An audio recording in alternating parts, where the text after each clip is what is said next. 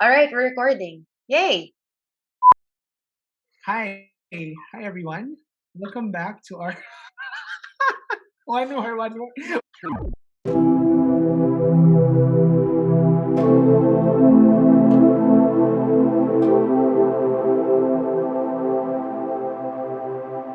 Hey everybody. Hi. What's up? Welcome to our second episode of Pen Noobs! Noobs. I'm Ryan, And I'm and Jika. today we're gonna talk about something very important when it comes to fountain pens, and it has something to do with one of the important reasons why we choose fountain pens to begin with. We choose our pens depending on the nib. If you buy a ball pen, of course, the nib is a ball point. You Yeah. get a different kind of pen, it has a different nib. And so for fountain pens, nibs are also very important, or I would even say nibs are very important. Oh, I like the emphasis you added there. Yeah. Because, like, when you start off with your journey in fountain pens, I'd like to think that you start off first thinking about the body, the design, but later on you've come to realize that there's something more important, something more, something that transcends the whole aesthetic, something that goes beyond aesthetic, and it's something that has to do with the whole experience of writing, and that is the nib. Oh gosh, the experience of writing. Yes. Thank you for adding emphasis to that because I mean, this is our third take, everyone. And I was at a loss of words a while ago trying to start things off. But yeah, maybe one way to look at it is that fountain pens are not created equal. Um, a lot of fountain pen designs outwardly or externally are very similar. I mean, they all have the basic parts or components, but the writing experience is different for each kind of pen and the kind of nib that is inside that pen. So we want to talk about nibs today and our use mainly because of those nibs. Maybe at the end of it to encourage you guys to look into it or maybe pique your interest in getting one eventually. Yeah. Yeah. Maybe we can start off first with our starting point with the nibs. I mean, we've talked about in the previous episode how our pen journey started, but it's also important for us to actually trace or look back at our journey when it comes to buying pens and which specific nibs did we actually um, choose. Because I think there are a lot of stories of pen enthusiasts who would share that, oh, I started off with broad, then I moved to the finer nibs, and then, oh, I'm in the medium now. So it kind of moves from one nib preference to the other. And I think it's important for us to actually talk about that so that we kind of understand what exactly are the motivations of people? Why do they even choose a specific nib type? And as what Jika's mentioned, the use of it. So So we're gonna start because you're hosting or you're moderating today. What's with your nibs? What nibs do you have? How do you use them? Why do you like them? okay, so I'll start off first with my first fountain pens, which I think I talked about in our Episode. first episode. So I did start off with a Twisby. So these two Twisbys, and I got one in a medium nib. This is in a medium nib, and the other one is in a fine nib. When I started off first with these pens, I really liked the medium nib because it felt buttery smooth on paper. Mhm. Um, and that was the time I was using very cheap paper. Like, I had a very dark past. And so this pen, being fine, was kind of like scratchy on cheap Yeah. paper. So there. I used to like the medium nib because it was so smooth. But I did notice one thing that was quite evident when it comes to using paper that's kind of cheap. Mhm. It's feathering. So Could we because of the elaborate on what feathering is for our equally noobish yeah or well versed audience? What's feathering? Maybe this is the time we go into terminologies. Feathering, ghosting, bleeding. yeah bleeding. Okay. So yeah. being a noob myself, I don't really have a precise definition for feathering, but I do know is that when it kind of like scatters onto the paper, like the paper doesn't absorb it well. Like instead of drawing a fine line, it Mhm. tries to It looks get like it branches out, right, yeah. on the little veins of the paper. This often happens when you've got rough paper, very fibrous paper, or very unprocessed coarse paper. So when you lay the ink down using your pen, the ink will not stay in the spot that you placed it on. Rather, it will, as the name calls it, feather or branch out along the fibers of that paper. So wow, Um, imagery. very technical and full of imagery. I cannot do that right now. The school year is ending, guys. So like we're teachers. So this is a very calming and volatile time of our lives right now. So this episode is catharsis. So There. This is how I started with medium and fine nib. But as I changed my use of paper, the nib preference also changed. I was it came to a point that I was playing around with a lot of nibs. I would try the broad nib. I tried the stub 1.1 stub nib, and a lot of times when I'm not sure, I just buy a medium nib because that's what everyone says on YouTube. A lot of YouTubers on pens would always say, just get a medium nib. If you're not sure what nib you want to get, just get the medium one. And so, being a noob that I am, I started with just, oh, medium, medium. But then I realized that I don't like it when the lines are too thick. I mhm. also don't like it when the pen is too scratchy. So like I was trying to find that balance. So I've come to accept medium as the safe ground or the middle ground and the safe point when it comes to my nibs. But yeah, I have more stories to tell later. Maybe Jika, we can hear from you. Oh gosh. My story is utterly contrasting with yours because I don't like medium nibs at all. Like I don't own a single one. I own um I own different types of fine nibs, often of the Japanese measurement of the point. So I think I have an extra fine. I have an ultra extra fine. Is that valid? I don't even know. I have to bring the pen out. But yeah, I have a fine. I have a medium fine, and then Oh, I have a 1.1 stub. I have a medium that I disown. I don't really like. We don't talk about that child. And then my most recent acquisition is a Zoom nib. So like it's the best of both worlds. It's a bit broad and it's a bit fine. And maybe going into my whole journey about like nibs, I really started with fine nibs because my handwriting is small.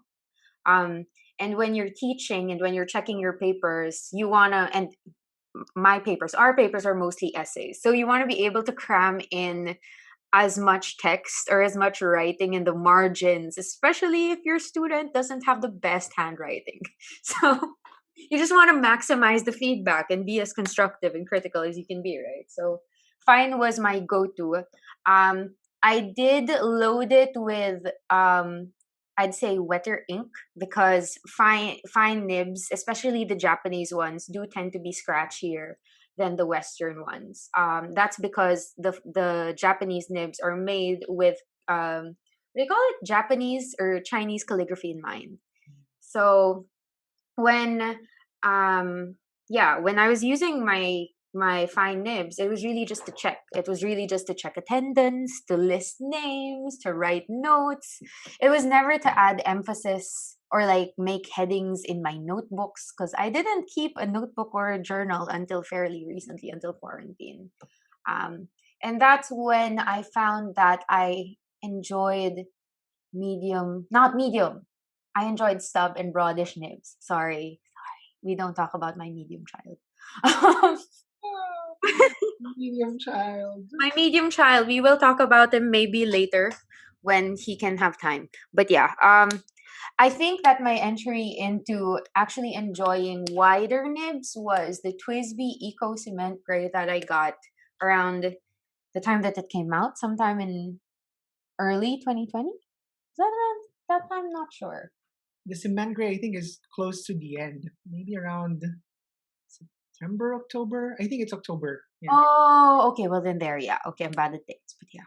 I got a 1.1 stub nib, and it was glorious. When you load a particular kind of ink, it's like wow, the shading is intense, and I especially like inks that are um that shade really well. So that means that the ink, when it's put down on the paper, it starts out one color, usually a lighter color, and then when you get to the end of the downstroke it becomes a darker color because more ink is deposited there. So yeah, the the broadish nibs and the stub nibs are great because I started journaling, and I found that they're just so great for adding emphasis to different parts of the page, or making headers, or pretending that I know calligraphy. I don't.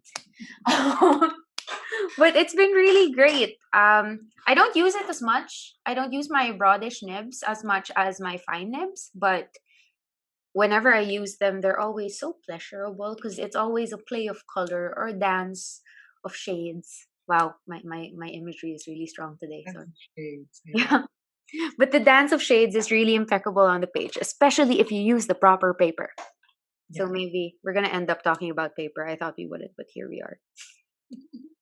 Yeah, but I think one of the things, so far, based on our conversation so far, we've talked about probably the sizes of nibs. So we Yeah. have um, fine, but there are also those that are extra fine or ultra extra fine, depending on the brand. And Yeah. then the standard size of the nib, which is usually the medium, and then we have the broad, and we have 1.1 stub or coarse. Is that coarse nib? And then I think it's there's another 1.5 stub in some brands. There's a Zoom nib, there are Concord nibs, there are music nibs, there are two-tine or three-tine music nibs. It is endless. And we don't have cash enough to get all of those. So yeah, I think we've talked about the sizes, but I think one of the things you did mention earlier was about the Japanese nibs and the Western nibs. I think maybe we can talk a little bit about those nibs. So what nibs do you mostly own? The Japanese ones or the Western ones? Okay, so Yeah. actually, when I started my journey, I did not care. I'm like, oh, they're all the same.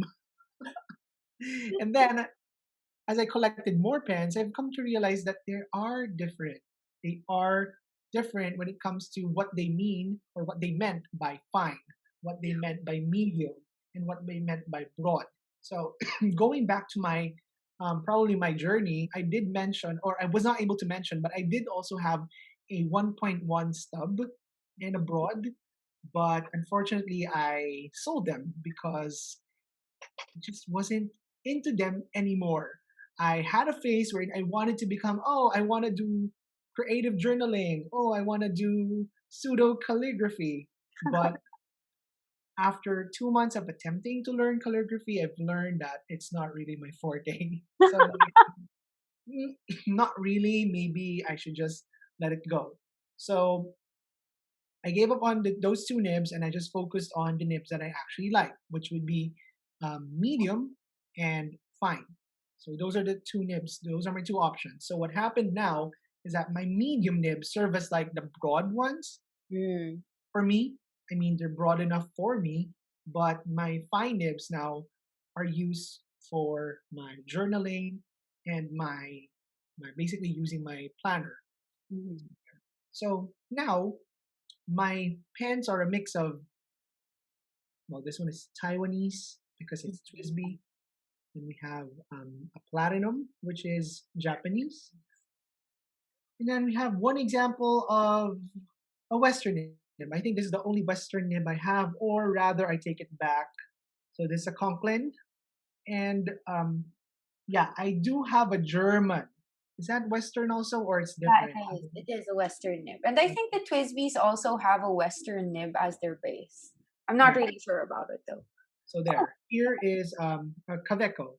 Okay. So Kaveco and the Conklin, I think, are both Western Mhm. nibs.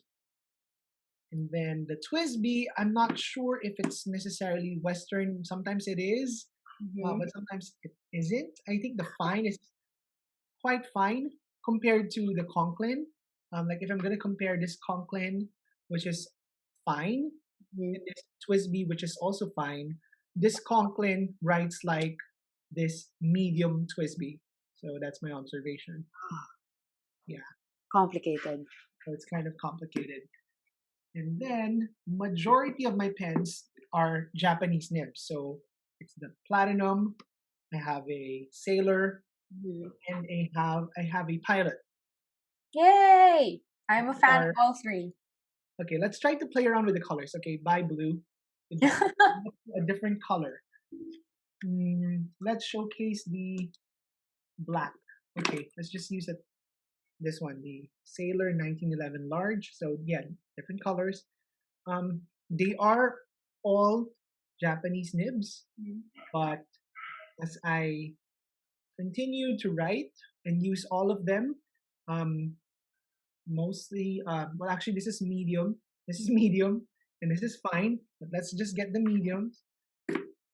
So this is a sorry, this is a fine. This is a fine, and let's look for another fine. So here, so yeah, different brands: Sailor, Platinum, and Pilot. So far, the fine nib that I like the most would be a Pilot. I agree. I totally agree with this. Like, I have more sailors. I only have one pilot, but pilot has the best non-scratchy, smooth, buttery fine nib out of everyone's. And it's so wet. It is. It is. Like, whatever ink you put in it, it does great. It's only failed on me once, and that's when I put iron gall ink in it. Don't do that. No one do that. It can wreck nibs. So, but pilot, hands down. I wish I had more money to get more pilots. And I think that's on our list, right, Ryan? Yes, I have inquired about the Pilot 8 custom Two, 823. three.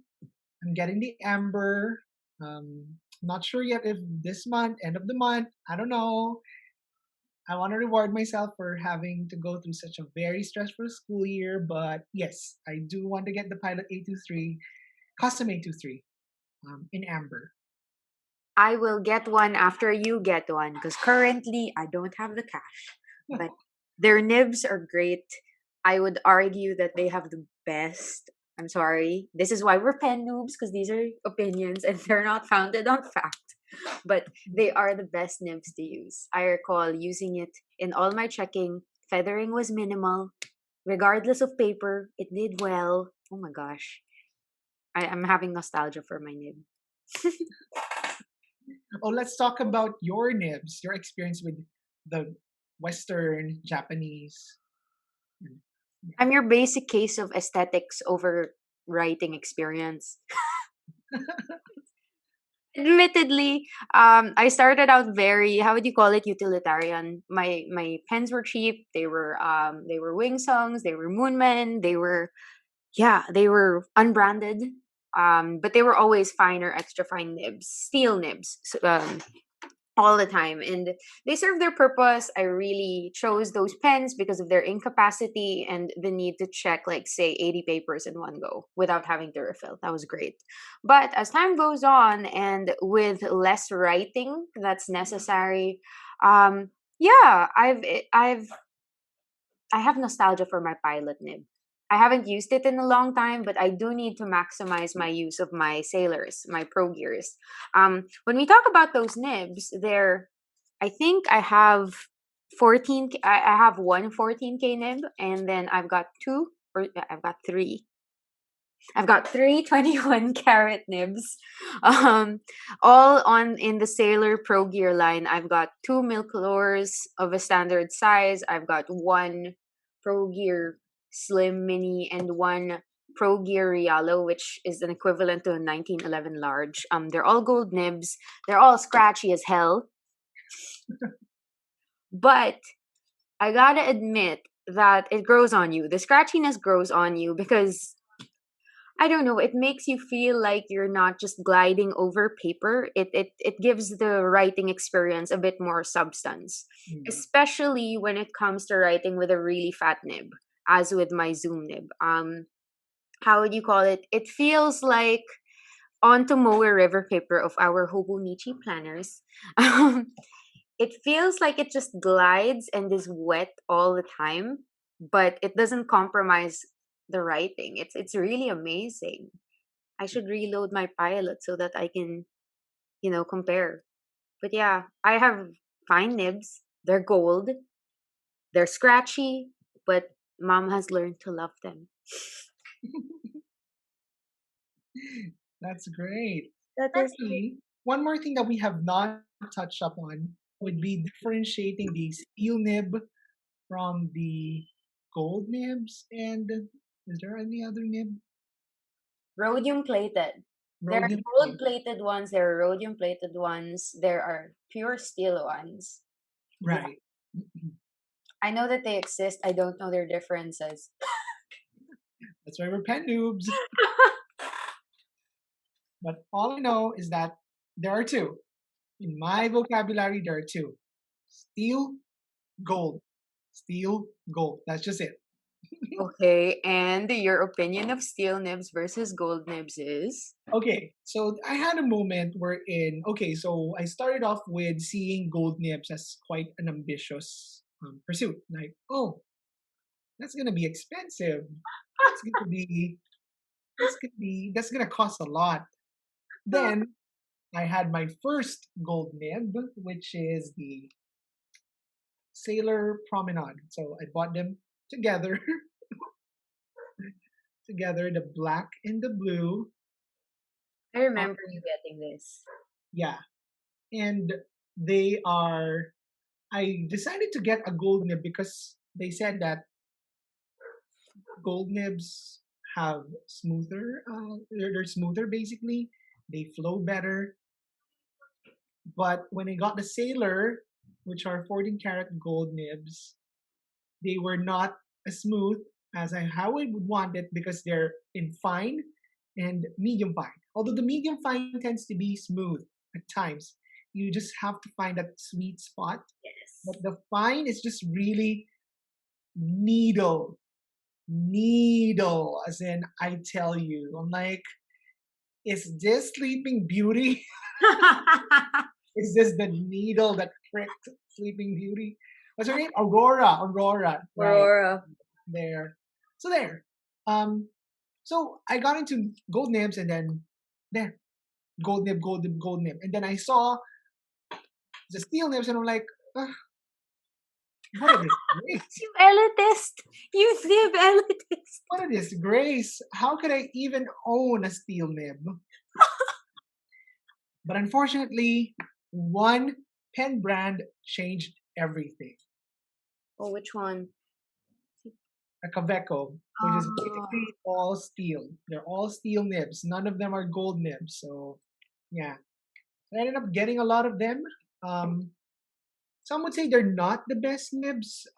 I would say at some point, yes, they're not as great or they're not as pleasurable as, let's say, the Pilot, which Yes. I honestly feel is the best nib Yes. thus far for gold.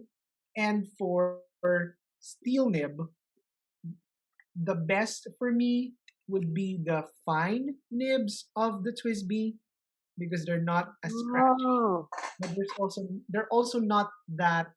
It doesn't feel like you're just gliding on paper. So yeah, Jika, you should try it now. I'm having accidents because I'm bringing out my pens. Ah! Trying to actually get things to work, but oh, I cleaned my pens. There is no ink.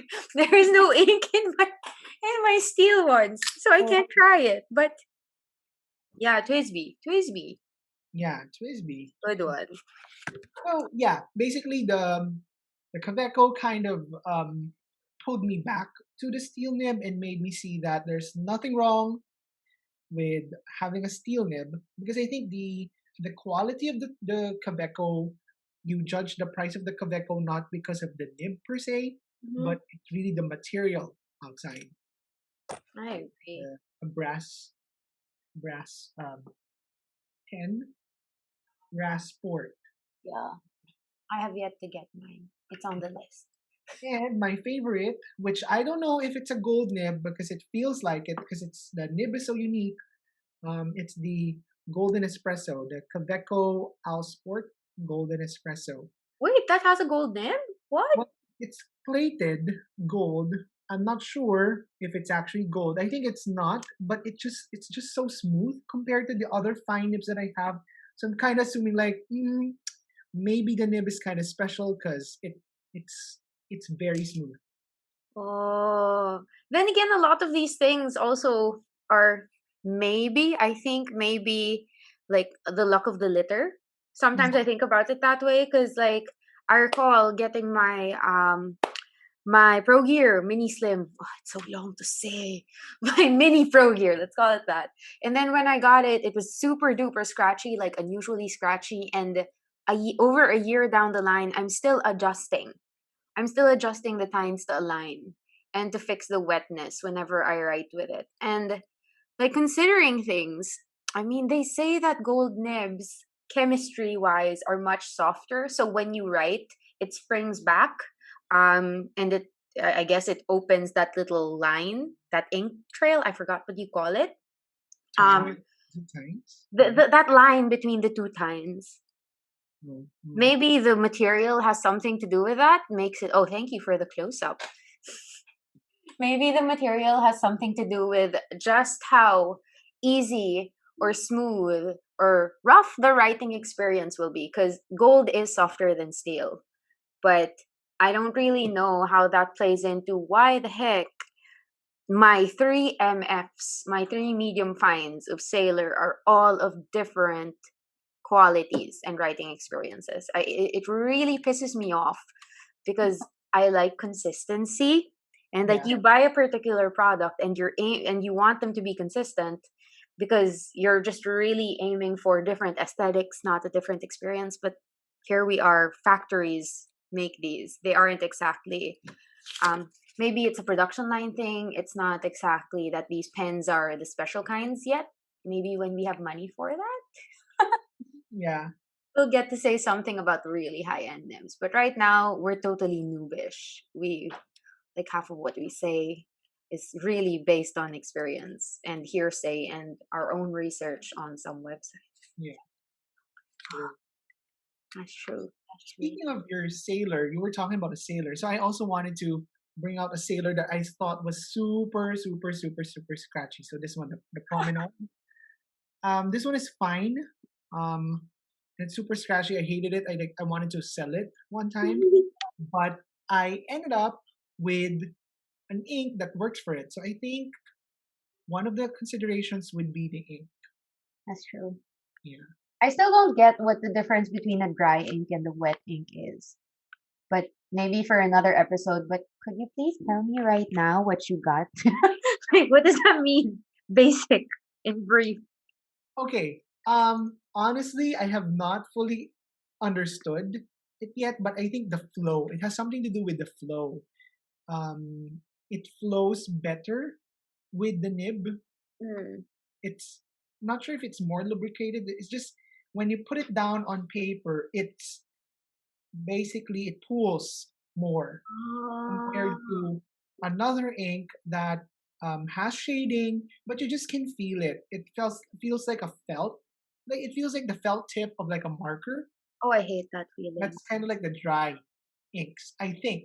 Again, we're noobs, so like Yes, please reply and comment and tell us something because we started our social media page. It's coming out on the 31st of March. oh Please. yay. Um, I think one ink that they say is very dry, but I did not realize it's a dry ink is the Herban Lidite. For Filipino. Screw pronunciation. Sorry, French. Yeah, it's Lidite, I think. Yeah, so it's brown. It's like golden brown tea leaves. That's Oh, that's what it means. yeah, tea leaves. Oh, it's cute. Is it brown brown? Is it like English breakfast tea?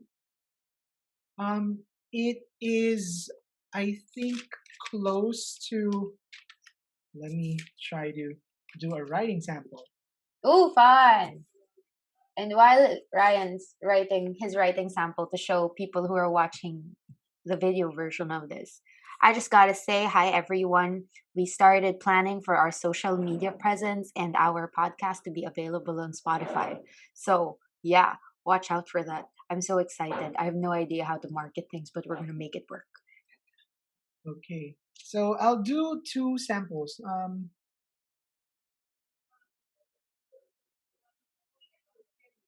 I didn't know you even had that ink in a pen right now. So this one, let's try to see if this can be Oh, I seen. can totally see it. So the first one is the Herbon Lidite in Yeah. an extra fine Twisby. Okay. And then the other one is in an extra fine also, but this one is in a Kaveco, and this is a pilot Iroshizuku Inho. Oh, I like that ink. And you get to see, well, it's not really that evident because it is in extra fine nibs, but you get to see that there's more shading, I guess, in the um, Iroshizuku. Yeah, I agree. But does that mean that the Shizuku ink is wetter? I think so. I think so. Yeah, I think the Iroshizuku inks are pretty wet ink. Oh, well then I like that. Put simply, I like that. My favorite inks are shading inks. Yeah. The pen nib kind of compromises just how much shading you can have Mhm. because sometimes the ink sticks in the nib. And sometimes it flows better. So there's that. Maybe that's why a lot of people also like broader nibs because it really feels nice when you put the ink down on the page. Yeah. That's really it. I don't have we exhausted everything about nibs today? Yeah. Although this one isn't really about just nibs alone, but I Mhm. think the only tip I got from people who um have been using fountain pens for a while now is that you just have to make sure you match your nibs with your ink. So like Oh. earlier you saw the writing sample of the lidite, and they say it's best used with a thicker nib, a broad nib, a medium nib, so that you get to see the shading. Um, because if you mix a dry nib and A a fine a dry, fine nib and the dry ink. Yeah. yeah, a fine nib and a dry ink, it's gonna be really scratchy as hell. But if you mix a fine nib with a wet ink, it will make um it will make the writing experience smoother. So I think yeah, the basically the combination matters. What? Well, this is something I never thought about because I'm just like, ooh, the body of my pen matches the ink that I have chosen. I will persist no matter how unpleasurable the writing experience is. So at least I got to learn that today. Thank Yeah, you, Ryan. I just learned it myself from countless exposure to watching YouTube. Yeah, we've been checking while watching Journal with Me's. That's us. Yeah, Yeah. But our pen knowledge isn't exactly extensive, and we're not really here to be that group of podcasters telling you that this is like the final end all be all of things. We're really here because we're noobs. And well, I think I found a tagline. This is still up to changing, Ryan. I think uh, you're going to hear this right now. It's just that Ryan and I are really just two pen noobs standing in front of the fountain pen and stationery community, asking them to love us. yeah, asking you guys to love us. Hopefully, you will find us worthy of listening to and watching as we create more content in the next few days or next few months. Yeah.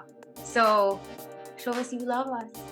Follow us on social media. We're at the Pen Noobs podcast on Instagram. And I think other social media presences will take place in a while. I'm also working on getting us on Spotify. And if you want to know what we look like or what our immediate vicinity looks like, we could change this up at one point or another. Yeah, you can also find us on YouTube starting March 31, 2021. So thanks for today, guys, and we'll see you in the next episode.